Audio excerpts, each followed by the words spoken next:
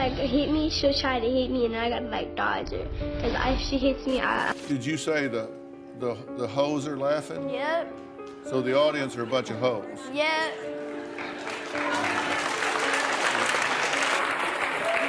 Catch me outside, how about that? Huh? Catch me outside, how about that? Catch you outside? What does that mean? What I just said. Bhad Bhabie somehow has a knack for saying exactly the wrong thing at exactly the wrong time. To be black, I don't understand that. I really just can't comprehend it. And it doesn't stop at just saying the wrong things. She's also got a talent for doing the wrong things in the worst possible places. Just look at the time she threw a drink at Iggy Azalea.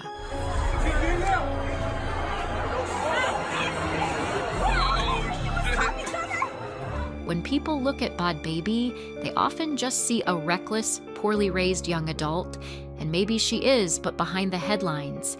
And viral clips is someone who hasn't always had it easy. Violent. I mushed her in the face because she wouldn't get out of my face. Either I'm breaking down her door or she's breaking down my door. I don't stop till I start seeing dents in the door.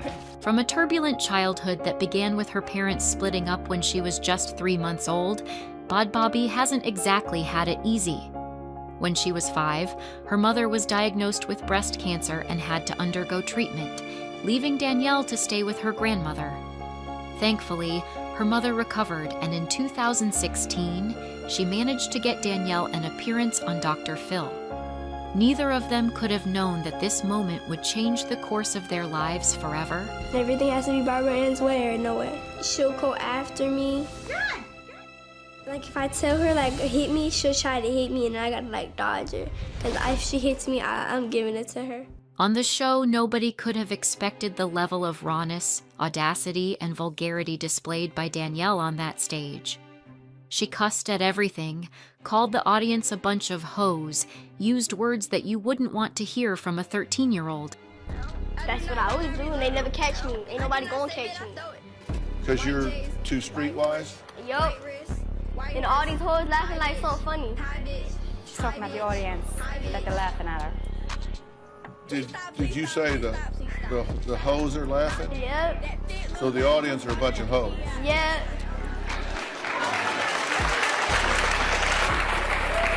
Catch me outside, how about that? Huh? Catch me outside, how about that? In her appearance on the show, she dropped a phrase that made her a cultural phenomenon overnight. Catch me outside, how about that? When she said those words, she couldn't have imagined the impact they'd have on her life. Before the show, her mother and Dr. Phil had agreed to send her to a correctional facility in hopes of turning things around. But things didn't exactly go to plan. When Danielle came back from her extended stay, she returned to find nearly 2 million followers waiting for her on Instagram. She knew she was famous now, and it wasn't long before she was all over YouTube, dropping hot takes and throwing disses left and right. Come say his Dorkosaurus, or his name is, had some shit to say about me. Like, honestly, has his boss probably haven't even dropped it and he's talking shit. He pretending to act like he don't know who I am, but he's making videos saying, catch me outside. How about that? How about that? Your hair's horrible. You got popular singing other people's songs. Now you're gonna make your own shitty music to sing along to? Like, come on. Charlotte told you because you stupid. You don't know how to shut up and stop acting like a robot. Who let the Monopoly man off the board? She took that aggression with her everywhere she went and was getting into numerous beefs and feuds. In her first music video, she trolled Kylie Jenner, calling her out for her body modifications. She even struck up a friendship with another young star, Billie Eilish, after they both lost their friend XXXTentacion. But that too was short-lived as Billie ended up ghosting her not long after they started hanging out. They never catch me. Ain't nobody gonna catch me. Because you're too streetwise? Yup. And all these hoes laughing like something funny. She's talking about the audience, that they're laughing at her. Did you say the hoes are laughing? Yep. So the audience are a bunch of hoes?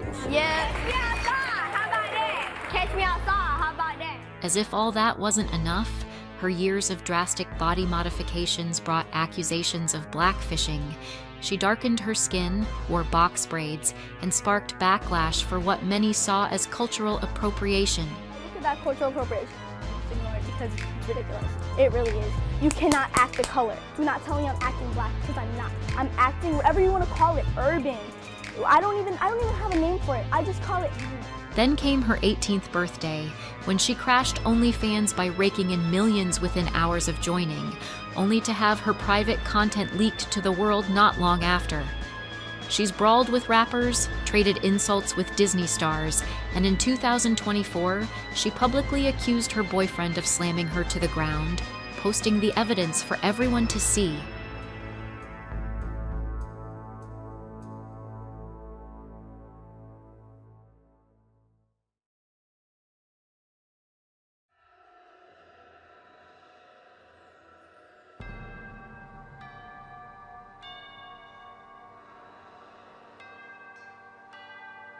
And just when it seemed like she'd seen it all, she revealed a leukemia diagnosis, hoping for some sympathy from fans and followers, only to be hit with accusations of lying, especially after she got a nose job in the middle of treatment.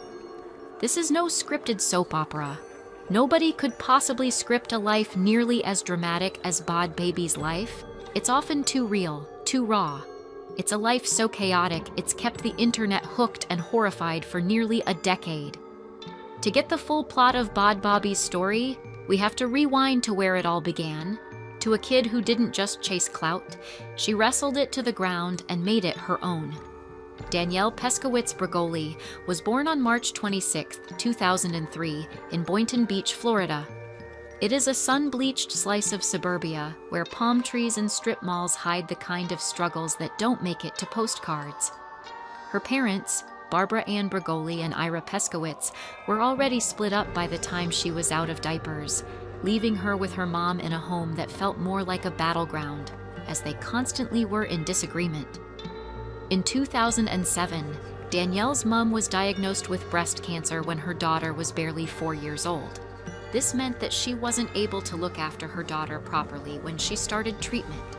So Danielle was regularly shipped off to go stay with her grandmother, a guardian that she described as being not too heavy on her in terms of discipline, giving her freedom to explore the world herself and find her own way to things, often doing as she pleased.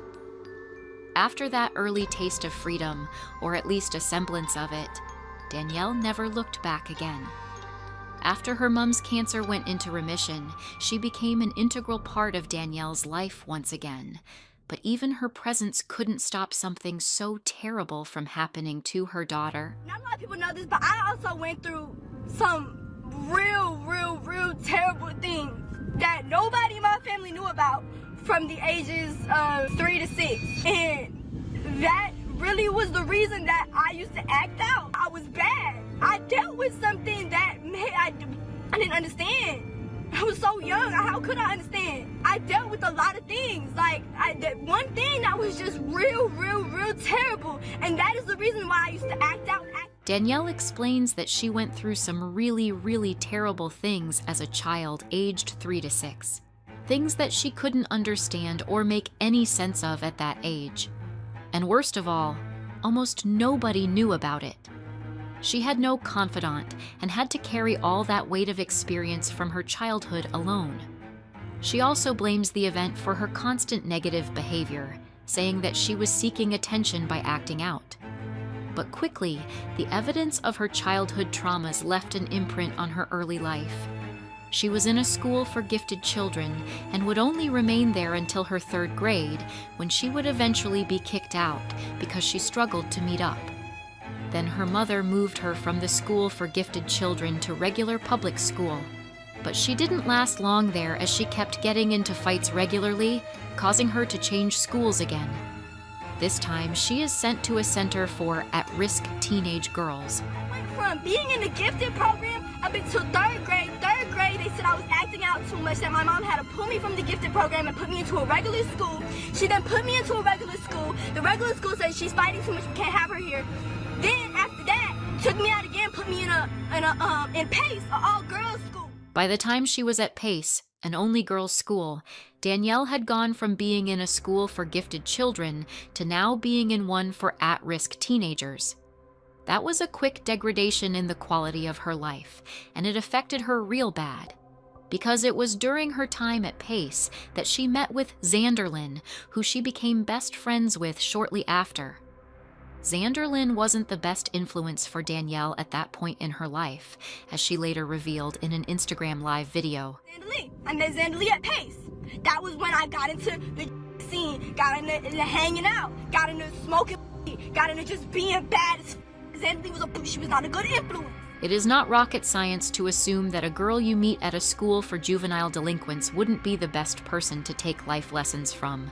But Danielle was young and easily influenced as she didn't know any better. As she said in the video, her friend Xanderlyn exposed her to a wild and different lifestyle than she was used to. She started doing all sorts of things, smoking weed, hanging out, keeping late nights, and even dressing differently. By age 12, Danielle was already a wildfire. She was stealing from Barbara, taking her credit cards, regularly skipping school, stealing cars, even her mother's own Dodge Challenger, and now running with a crowd that thrived on trouble. I had to keep my car because I used to have a 2015 Dodge Challenger. Okay. So I kept my keys in my pillowcase and I fell asleep. The cut my keys out of and took my car. My ring camera's going. Were you like 13? Yeah. And that's what got her on the show because she stole my car. Her mom, Barbara, now at her wit's end, dragged her to a Dr. Phil show in September 2016, hoping a TV intervention might tame her young daughter's chaos. An action that came with its own fair share of public scrutiny, because explain how it is justified to take your troubled daughter to a popular national TV show to basically be judged for her actions as a child. It was also later revealed that Barbara has been emailing Dr. Phil for years, dating as far back as when Danielle would have been only 2 years old. And Barbara's justification of this was that she couldn't afford to pay for a correctional institution for her daughter, so she wanted to get her on Dr. Phil knowing that he would have to send her to a correctional facility from his pocket. I found out on my 19th birthday that my mom had been emailing Dr. Phil since I was 2 years old. No fucking way. So I don't know if my mom is a very narcissistic person. So, and you know, narcissists, they like a crowd. Figuratively and literally, they like a crowd. Because they feel like, well, I can't convince the people who really know me, so I can convince others. In September of 2016, Barbara's dream came through and they were on Dr. Phil. They had finally gotten his attention, and a crew was sent to them to start filming bits of the family, and they were able to experience Danielle firsthand as she stole the car of one of the crew members sent over to film. Another clear act of defiance, but this just piqued Dr. Phil's interest in her as she and her mother were soon shipped off to Hollywood to begin the second segment before the show, a therapy session. After the experience they faced early on with Danielle, the hosts made sure that there wasn't a repeat of such defiance. They did so by providing security teams around Danielle and her mom at all times, ensuring that she doesn't escape before the show. She was also advised to not hold back on the show and to do whatever she had to do to make good television. I think you said in a video, you were like, they told me to like fight if I need, just make good TV. I used to smoke cigarettes, so when I would smoke, I would spit sometimes. And so I shouldn't be smoking cigarettes, I can't stand the taste. So I guess she seen that I did that. So she was like, whatever you feel like you need to do out there, do. Punch, kick, spit. The title of the episode with Danielle was a tabloid's wet dream, as it read, I want to give up my car-stealing, knife-wielding, twerking 13-year-old daughter who tried to frame me for a crime, leaving almost no room for imagination. Her coming to the show was meant to be a cry for help, but when Danielle was faced with a laughing audience, she didn't flinch. Instead, she fired back and dropped a phrase that would make her into the next internet sensation. "Cash me outside, how about that?" she snapped, her voice dripping with defiance. The clip hit the internet like a meteor, racking up millions of views, spawning remixes, merch, and a meme that wouldn't quit. And I do my time in jail. Jail ain't nothing. That's what I always do, and they never catch me. Ain't nobody gonna catch me. Because you're too streetwise? Yup, and all these hoes laughing like something funny. She's talking about the audience, that they're laughing at her. Did you say the hoes are laughing? Yep. So the audience are a bunch of hoes.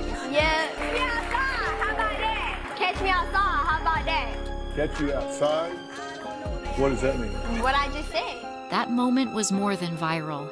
It was a launch pad for Danielle, and it inevitably birthed who we know today as Bhad Bhabie. The spotlight from her appearance on Dr. Phil burned hot, even as Danielle's life was already a mess. She had charges piled up for multiple cases of grand theft auto, marijuana possession, and even filing a false police report claiming her mom was on crack. To this end, she was sent out to a residential behavior modification program, the goal for her mom the whole time, as she believed that would have helped stir her daughter back on the right track. Danielle was shipped out to Turnabout Ranch in Utah, where she would spend the next 100 days after her appearance on Dr. Phil's show. While there, she was without a phone and had no way to access the internet, so she had no idea just how famous she had become when her episode on the show finally aired. Her stay at the ranch seemed to have a bit of a positive impact on her life as staff. They reported that they were starting to see some positive changes to who she was there, and then suggested to Barbara that she should be kept at the facility for another 100 days, bringing her total duration at the center to 200 days, or 6 months. An alternative take on this turn of events suggests that Barbara and Dr. Phil made this decision to extend her stay on the ranch to keep her there until her viral fame died out. Unfortunately, they couldn't stop her from blowing up on the internet. After completing her extended stay at Turnabout Ranch, Barbara and Danielle returned home and were subsequently re-invited for another talk with Dr. Phil, but there was a catch. This time, there was no audience, there was nobody, no crowd to perform for or showboat to, and they were shocked to learn this as they were not informed about these changes.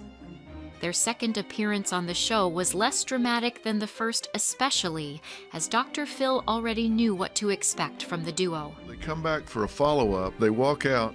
I have the audience completely empty. I have nobody there to play to.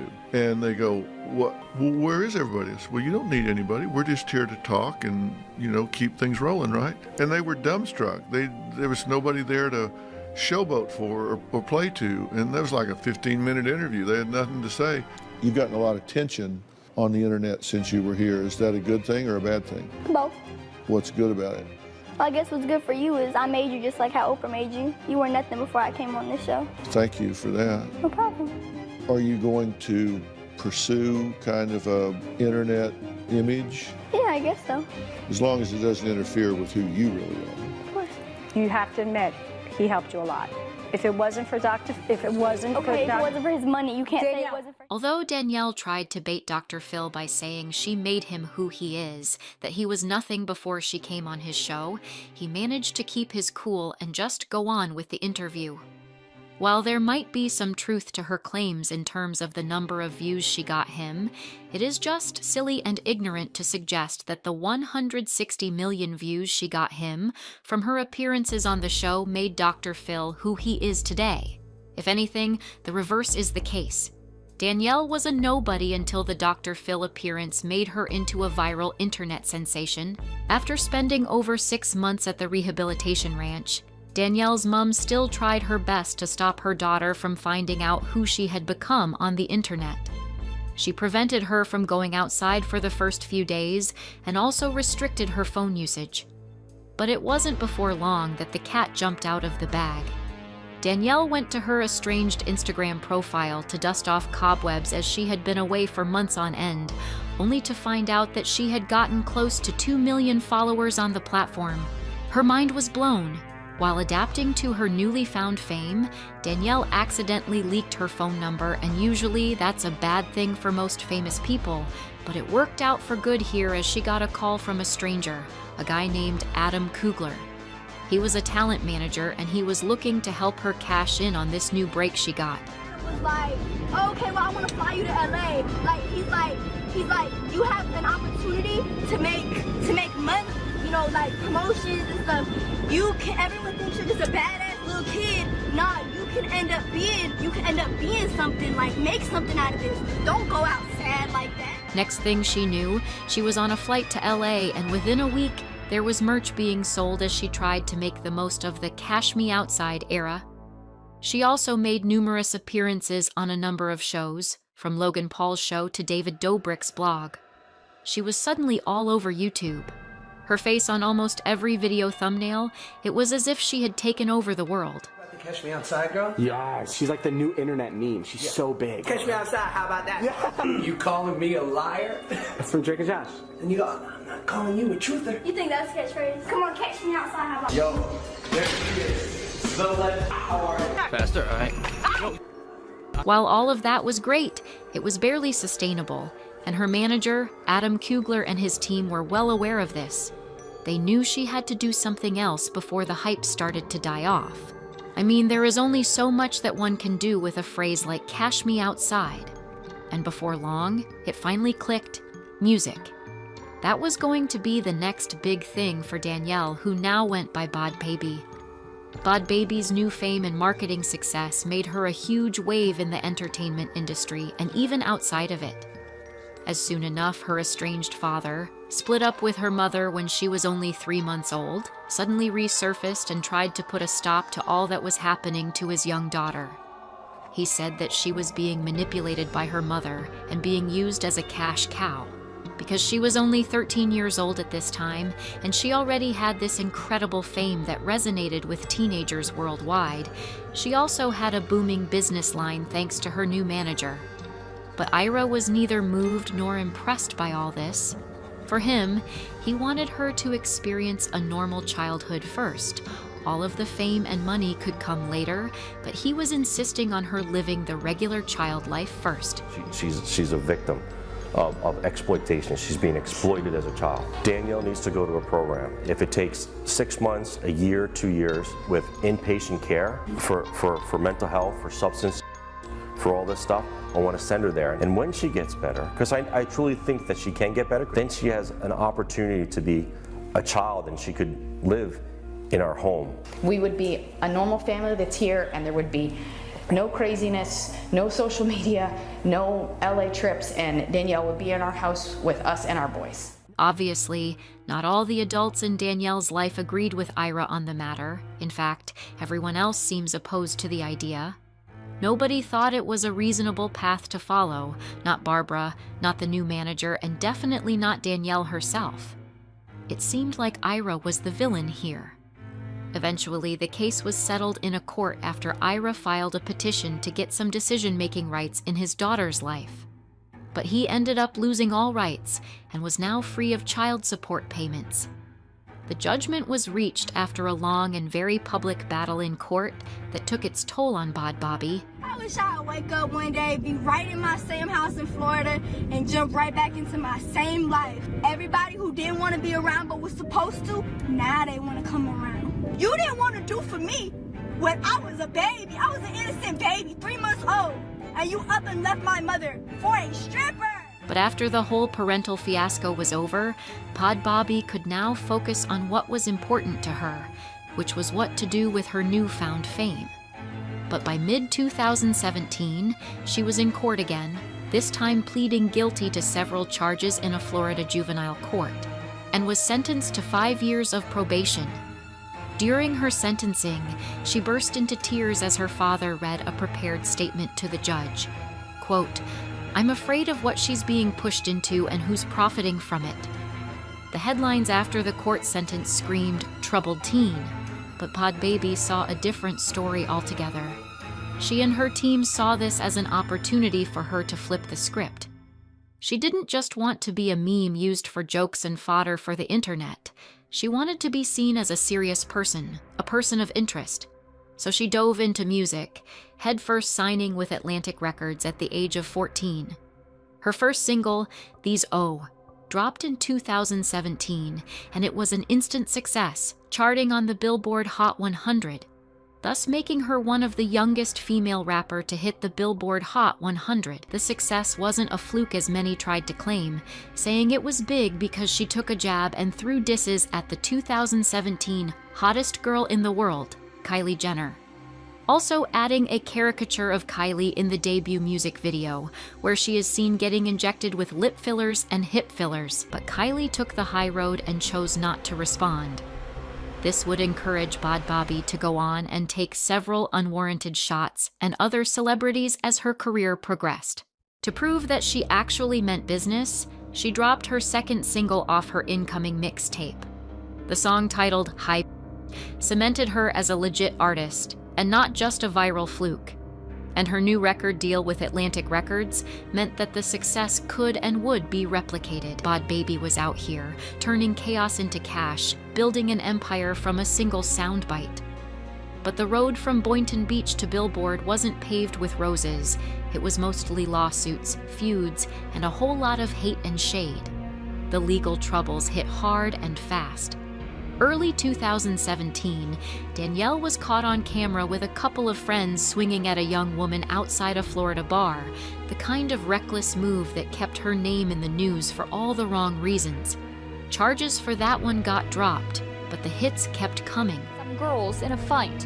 One of them, 13-year-old Danielle Bregoli. In June 2017, she was arrested for stealing her mom's car, holding weed, and lying to the cops about Barbara's non-existent drug habit. The judge says the teen has to face some strict rules as conditions of the probation she'll be on until age 19. Now, Danielle Bregoli left court without speaking with us Tuesday afternoon. Now, she's famous for her tough talk and saying "cash me outside," a phrase that catapulted into her viral sensation and allowed the girl from Boynton Beach to live the life of a pseudo-celebrity in California. But in April of this year, she was arrested on marijuana charges in Palm Beach County. A judge sentenced her to probation, but allowed Danielle and her mother to go back to California, a condition her father's attorneys fought against in court. By July same year, she was staring down a judge, hoping for a plea that sent her to Turnabout Ranch in Utah, a place billed as a last resort for kids like her. Her first time there, courtesy of Dr. Phil, was supposed to be a reset, a chance to trade street fights for starry nights and hard work. Instead, it became a horror story she came back to unpack years later. Yeah. You have to admit, he helped you a lot. If it wasn't for if it wasn't for his money, you can't say it wasn't for him. In March 2021, now a star with millions in the bank, Bhad Bhabie dropped Bible-length allegations on YouTube, claiming that her stay at the ranch was a nightmare. No sleep for 3 days, starvation meals, kids restrained in the dirt. Her whole description painted a picture of a that hit like a gut punch. She reminded everyone that she was just 13 years of age when she was shipped off to Utah by her mom and Dr. Phil. And when she got there, she had so many privileges stripped off her immediately. No access to phones, the internet, and even basic stuff like food as when needed and a bed to sleep on. She recaps her first night saying that she got what they call transporters, which is basically 2 adults, a male and a female, who come and take you from your room in the middle of the night. They don't tell you where you are going or anything like that, and if you restrain being transported, they don't mind using handcuffs to make you comply. I was 13 years old when I went to Turnabout Ranch. I feel like it's very important for me to speak on this because I kept my mouth shut for so long. Took in there against my will. They give you transporters. Transporters are 2 people, a male and a female, that come in the middle of the night. They don't tell them where they're going. They just take them, they handcuff them, they put them in the car. It's basically like kidnapping. So for the first 3 days you're there, is no showering. They put you in a circle, which is it's a teepee. It's a little teepee, but it's open. And you have to sit there for 3 days. They wouldn't let me lay down for nothing. Like, I was falling asleep and they were like, get up, get up. So I'm just sitting here like, this is gonna be really bad. This place is all about taking away privileges. Like, okay, yeah, the phone is a privilege, TV, like all that. But they take away like necessity privileges, like sleeping on a bed, eating good food, not being cold. If you do anything that ticks them off, you have to go in reflection. You walk in the arena for hours on end. You sit outside in the cold on the floor. They had no problem holding. She also recaps her first 3 nights at the facility, where she says that they don't get to shower at all. They are instead forced to sit in an open tent for 3 days, not allowing them to even rest their back if they were falling asleep. They didn't mind seeing her suffer from starvation or cold from being exposed as they thought it as part of the program. She even goes on to expose a murder that happened while she was there, saying a staff of the institution was murdered by one of the kids there after they got into an altercation after the kids stole a car. She ended her exposé by calling out Dr. Phil and demanding an apology from him for her and the other girls that also came out to expose the inhuman treatments they got at Turnabout Ranch and other institutions like that. It's all about taking away privileges. Like, okay, yeah, the phone is a privilege, TV, like all that, but they take away like necessity privileges, like sleeping on a bed, eating good food, not being cold. If you do anything that ticks them off, you have to go in reflection. You walk in the arena for hours on end. You sit outside in the cold on the floor. They had no problem holding kids down, which is against the law. You're not supposed to touch the kids. One of the kids, he had tried to steal a car or something. Everyone was screaming on the walkies like it was really crazy, and he ended up killing one of the staff members. How could you not know about the murder? It was on national news. So, Dr. Phil, I'm going to give you from now till April 5th to issue an apology. Not only to me, but to Hannah and any other child that you sent to Turnabout or any other program like this. And if you don't, I'm gonna handle things my way. Bhad Bhabie wasn't alone in this fight, as she was quickly joined by other people who were at-risk teenagers too. People like Paris Hilton, Hannah Archuleta, and others in the Breaking Code Silence movement joined forces and backed her up, exposing the troubled teen industry's dark side. The ranch clapped back, saying she was fine, and she even thrived there, pointing out to her extended stay at the facility. I got you. When Danielle first got here, she was just this hellstorm of excitement and energy, but also anxiety. Here, you have expectations. If you say something, you're gonna get in trouble right on. You're not gonna have chances. I think having the horse's responsibility taught her a lot, and it taught her when she comes home what she needs to do to earn my trust. I just feel okay with who I am now. I don't have to put on a front to impress anyone. Then Dr. Phil also responded to the allegations, as he was also mentioned in Danielle's big reveal to the public. In his response, he simply said that his partnership with the Turnabout Ranch ends when they hand over the children to the ranch. Claiming that he does not get any feedback from them as to the state of the girls he sent there, neither did he get updates on their general well-being.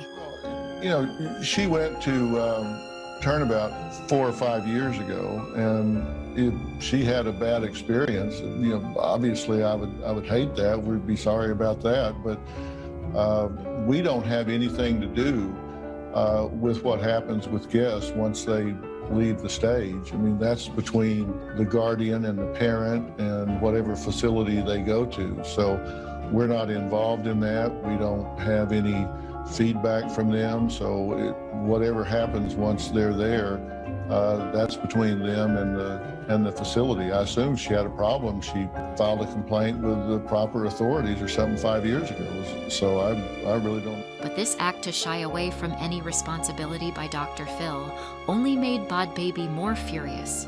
And she went on to record another response to Phil's latest comments. She first pointed out that the ranch in particular was still a major part of the Dr. Phil brand, appearing boldly on his show's official website, even after there were active lawsuits against them for sexual and torture from the children they were supposed to make better.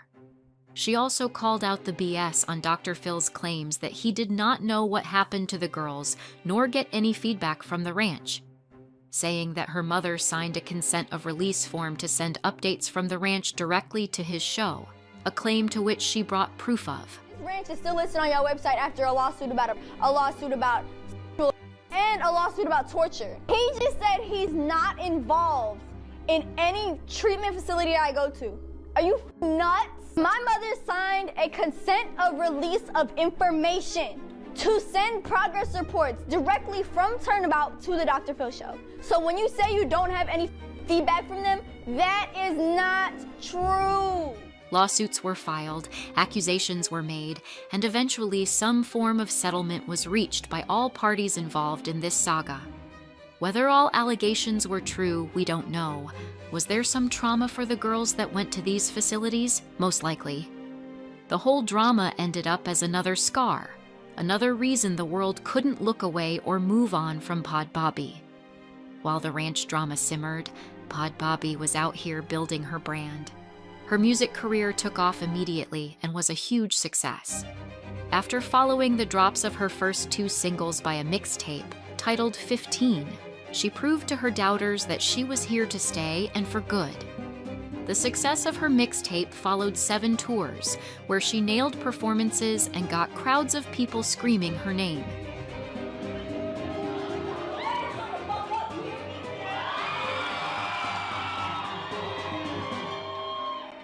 Even the mixtape featured serious names in the industry, collabing with names like Lil Yachty, Lil Baby, and Twy Dolla $ign. She was 15, flexing in mansions, dripping in designer clothes, with her long, colorful nails, loud mouth, and a middle finger to anyone who doubted her. Upon dropping her collabing with Lil Yachty, she became the youngest person ever to have 3 songs chart on the Billboard Top 100. But fame often comes with a fight, and Danielle was never one to back down. By 2017, she was trading jabs with David Spade, who shaded her 15 minutes of fame with a snarky Instagram caption. And she immediately fired back, calling him washed up, her fans flooding his comments. But they eventually made up as he made an appearance as a milkman in her music video, Gucci Flip Flops. Hi, little girl. You're so cute. Is your mommy home? I am my own mommy. So mom's not home? Bitch, you just hired me. I know I ain't speaking Chinese. Am I at the right house?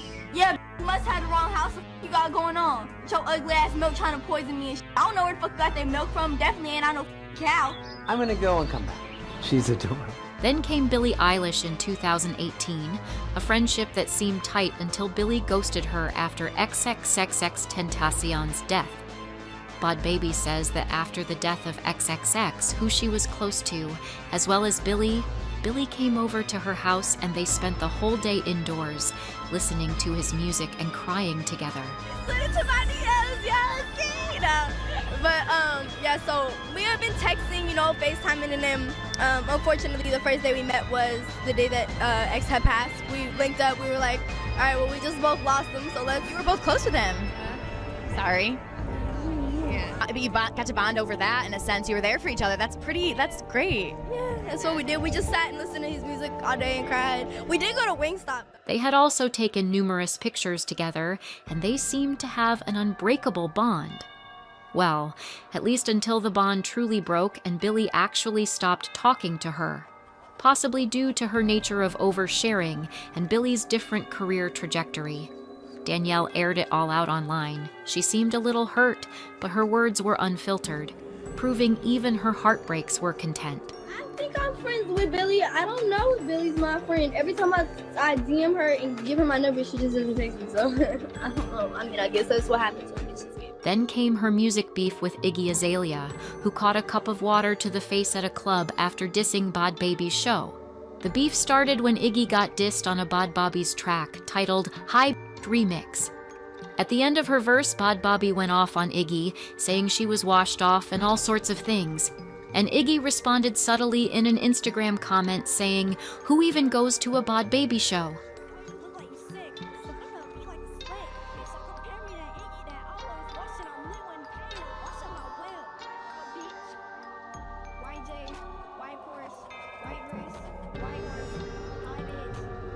Their beef reached a boiling point when they were both invited to Cardi B's Fashion Nova launch party.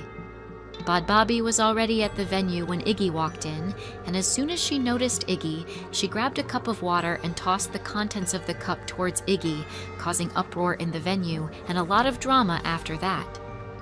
After the 2 stars walked out, they were caught up by reporters who wanted the full juicy details. Bhad Bhabie's account of things was very simple. She claims that Iggy was just tasting the repercussions for talking against her, even though she took the first shot by dissing Iggy. What happened? Like, did she step up to you? What did Iggy do? On Instagram, so you finna say something. What's finna happen to you? Oh, and man. I can't get to her because I'm straight as so it was one of those I'm gonna do what I can. Iggy, on the other hand, maintained her grace and composure, reminding everyone that she is an adult and that Bhad Bhabie was a child who was probably acting out again.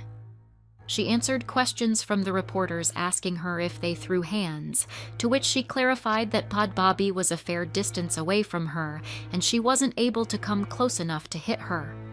She also showed concern for her asking if she was allowed to drink, but was relieved to find out it was just water that Bhad Bhabie threw at her. I hope it wasn't alcohol. She's a little kid. She can't drink, right? What happened though? What caused that to happen? I don't know. I think she was... Is it over? Do you have to retaliate? I can't. She's a little kid. What would I do? Where she hit you exactly? She didn't hit me. Oh, it wasn't even near you, so she threw it from like far? a few far tables back, a lot of people in between. So you have great security. Thank you. I had to at you. I hope it wasn't alcohol. She's a little... Subsequently, Iggy took to Instagram to explain the ordeal and why she took the actions she took, saying that she knows Bhad Bhabie has made a name for herself by being mostly ridiculous on TV and online, but she's an adult, and she would not be caught fighting a child at the club. Get that this little girl has made a name for herself acting a damn fool on television and online. But I'm a grown-up. I'm not about to waste my energy on that or be fighting a kid in a club. The real response to this feud came in Iggy's next project called Sally Walker, where in the opening of the song's video we see a teenager around the same age as Bhad Bhabie get run over by a car, and then she's put in a hearse, one that Iggy would eventually dance on in the video. Following the music video, Bhad Bhabie would go on to mention Iggy's name a few more times, maybe for the clout and attention it brought her, but the beef between the two sorta died down from there. How the whole saga started with Woah Vicky calling a friend and affiliate of Bhad Bhabie names, and later going on live asking her fans to stop comparing her to Bhad Bhabie. Like that has ever stopped a feud. Their beef reached its highest point when Bhad Bhabie, Woah Vicky, and a third participant that goes by Lil Tay all fought it off on the streets of Atlanta. Less than a year later, Bhad Bhabie was in another feud with another celebrity. This time, it was Skye Jackson, the famous Disney darling who is best known for her role in the Disney sitcom Jessie. Their brief feud ended with Bhad Bhabie getting slapped with a restraining order after her threats to Skye over her ex-boyfriend, NBA YoungBoy, went too far. "I'll whoop you like you stole something," she posted, and Skye wasn't playing. It all started when Skye showed some interest in NBA YoungBoy on a private Instagram post. Then Bhad Bhabie responded immediately, calling her a Disney thut on her Instagram story, and proceeded with several threats to her which made Skye feel unsafe, thus requesting a restraining order against Bhad Bhabie. Each feud she engaged in was an instant headline, resulting in a viral clip and a reason to keep scrolling for her viewers. Soon, it would be clear to all that she wasn't just fighting, she was almost also performing, turning beef into her brand. But the fights weren't just on the streets with Hollywood people, they were also in her soul. In 2020, when she just turned 17, she checked into a rehab facility for PTSD and pill addiction, a rare glimpse of vulnerability behind all the fighting bravado. She'd been running since she was 13, dodging charges, chasing checks, and the weight of those actions were catching up to her, and quickly too. But she was able to overcome the adversities, and she came out swinging, dropping a new track as she was out, but the world wasn't done testing her. By 2022, a new storm hit, something new and quite unusual for the teen that has always settled her beefs with her fists and straight-up violence. But this time, her fists were of no use, as she faced accusations of cultural appropriation and blackfishing. Her listeners and fans alike dragged her for her style, choice of outfits, box braids hairstyle, slangs, and a tanned glow that wasn't quite her natural shade. Her choices in style and overall taste had fans and critics in a chokehold, while others defended her, saying it was all the same cliché look that almost all celebrities have these days. They called it cultural theft, alleging that she was profiting off Black culture while sidestepping its struggles. A video surfaced, Danielle looking unrecognizable, her skin darkened, lips plumped, and the internet lost it. "She's trying to be Black," they screamed, hashtags like Bhad Bhabie. Blackfishing is trending hard. She quickly jumped on Instagram Live to defend herself, saying it was all makeup and the lighting around her. She blamed her makeup artist, Feuds, and even said it was her right to look how she wanted. None of it landed. The debate raged on, on social media platforms like X, Threads, and Instagram. One user wrote on IG that she was trying too hard to be a part of a culture she's not. Another judges fans for defending her, saying that she has previously disrespected black women and said they're trying to be white by wearing straight blonde hairs.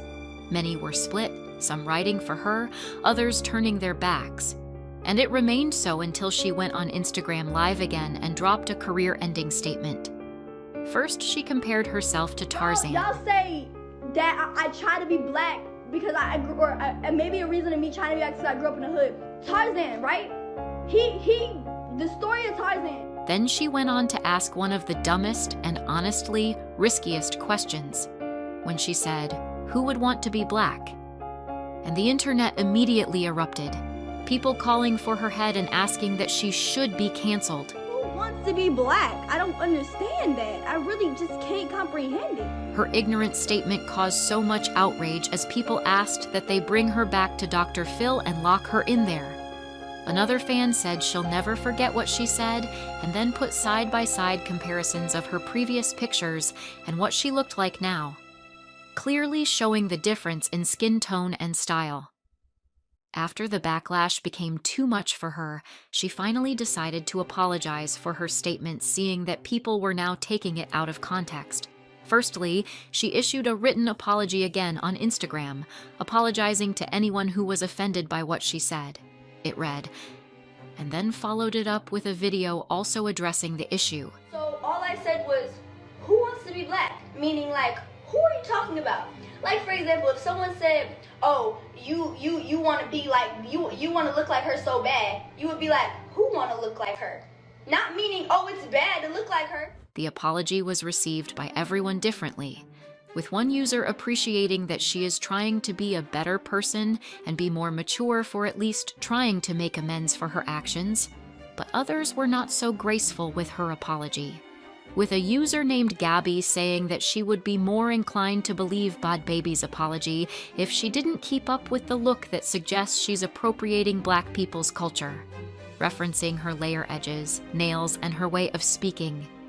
Eventually, the saga blew over and Danielle just kept posting, remaining unapologetic, but the stain lingered, a reminder that fame doesn't shield you totally from scrutiny. Then came the OnlyFans gambit, a move that screamed Bhad Bhabie. Just like herself, the move was bold, brash, and quite bankable. In April 2021, 6 days after her 18th birthday, Bhad Bhabie joined the adult content platform, a site notorious for spicy content and big paydays for those who chose to indulge. That's the one thing I always say all the time. This privileged ass little white girl can sit on her ass and do nothing while everyone else is doing shit. No, that's not how it goes at all. If I never opened my mouth and I never did the shit I do, then I wouldn't even be sitting here right now.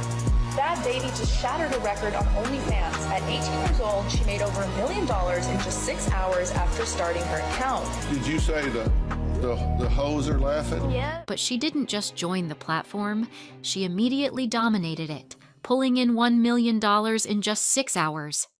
$757,000 from subscriptions to her content, and a further $267,000 from messages, and a few grand in tips. This wasn't just a coincidence that happened, it was another bankable move by Bhad Bhabie. See, the thing with child celebrities is that being famous for a while, especially when they are underage, quickly creates a perverted taste that sees men lie in wait to see if they eventually pivot into the adult industry. And Danielle wasn't the first case of that happening. It also happened with Belle Thorne and Belle Delphine. The only difference is that with Bhad Bhabie, she decided to get into it and was able to make a big bank for it. By 2024, she was already flexing $50 million in earnings and $75 million the next, becoming the platform's top earner within a year, her empire built on thirst and curiosity. It was a flex that shook the internet, proof she could turn infamy into a fortune. But the backlash was brutal. Some of her fans spoke up on the matter, calling it grooming and accusing the men who purchased her subscription of being pedophiles. Then came the leaks, first in 2023 and again in 2025, Her private pics and vids ripped from behind the paywall, splashed across Reddit and other sketchy sites. She sued, she vented, but the damage was already done. Her OnlyFans hustle made her rich, but it also made her raw, a symbol of what happens when you sell your life to the highest bidder. The personal chaos hit harder in 2024. July, a bombshell dropped. Bhad Bhabie posted security footage of her boyfriend, Levon, slamming her to the ground. The clip was grainy, brutal, and gone in hours as she quickly deleted it. But she was yet reminded that the internet never forgets.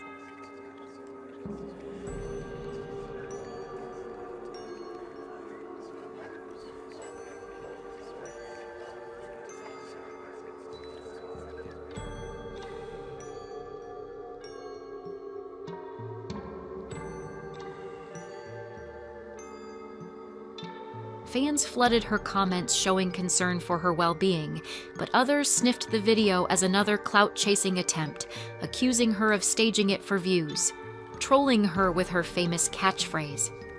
There was no statement from her following the post and sudden deletion, no clarity, just silence from her and nothing from him as well.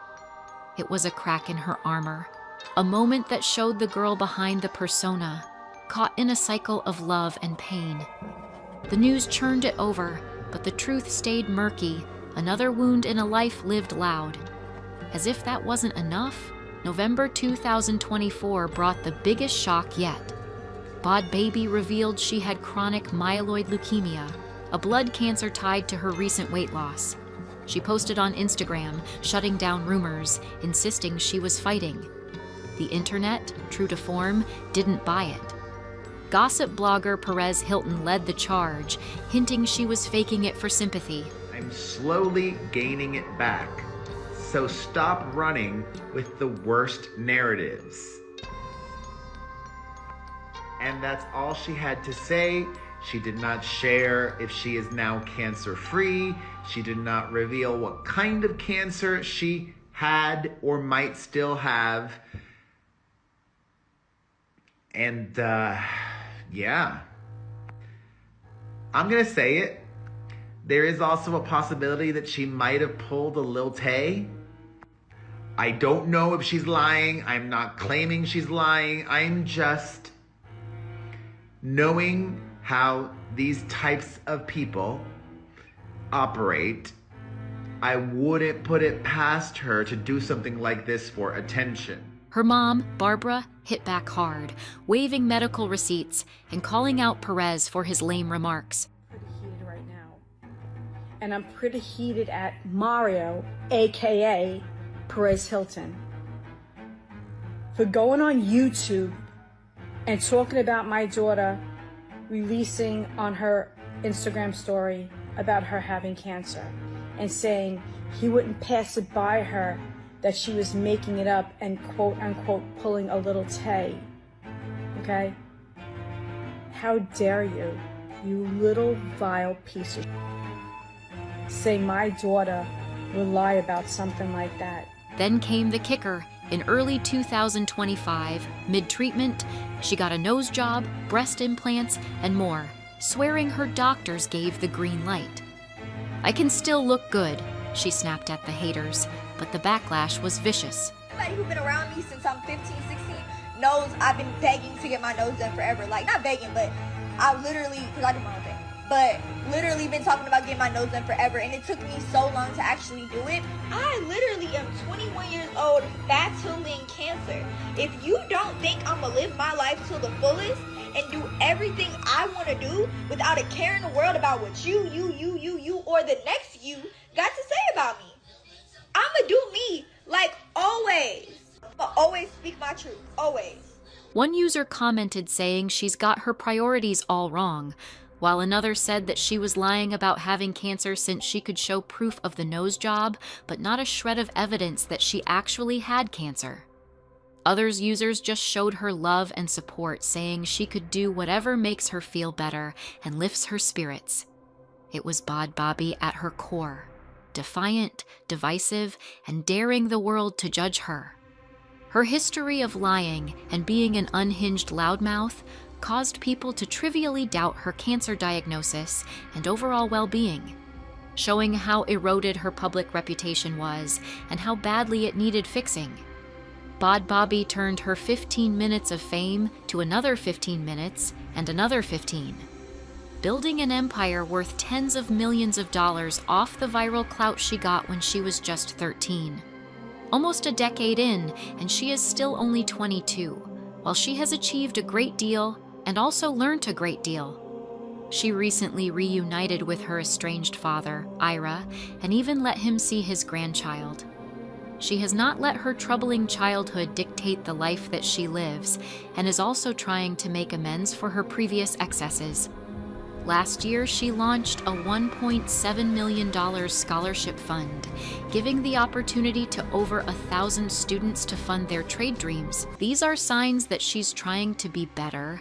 Maybe it's the wisdom that comes with age, or the fact that she is now a mother. We can't say. But Danielle Bregoli appears to be on a path to redemption.